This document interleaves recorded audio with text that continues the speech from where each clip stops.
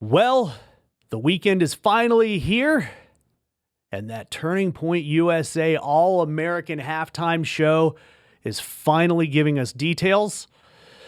And oh boy, it's a doozy. So Turning Point USA has announced for the Super Bowl that they are going to have Kid Rock, Brantley Gilbert, Lee Brice, and Gabby Barrett performing their alternative, family-friendly concert to go up against Bad Bunny. We've already talked about Bad Bunny on the channel. We've talked about this halftime show, and we've talked about the sham that Turning Point USA can be by putting together this show. We know some details of like where it's going to air. We know that it's going to be on YouTube. It's going to be on X.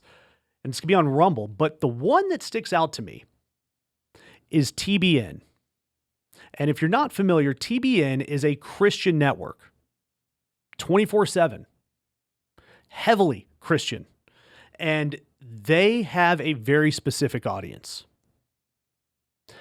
That audience is not someone who is accustomed to hearing Kid Rock.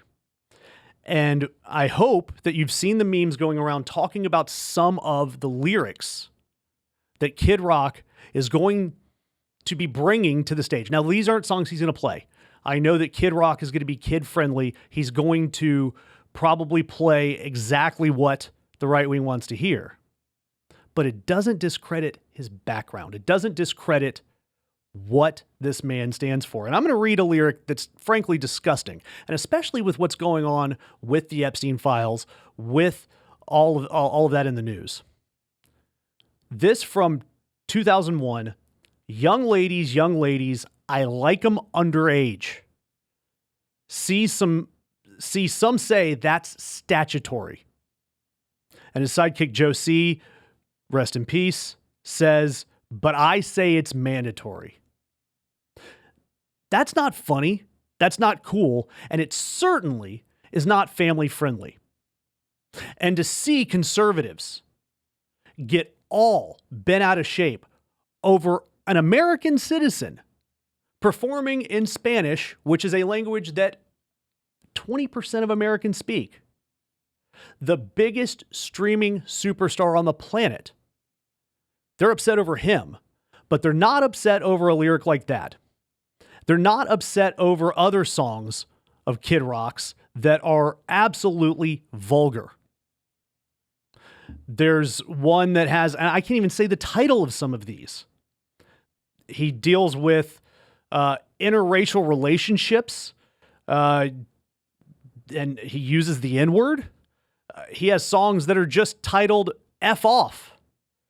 These are absolutely trashy songs, and they don't align at all with Turning Point USA. They don't align with what we hear are conservative values. And that's the exact point here. That's the point. It's not authentic. There is nothing authentic about this alternative halftime show.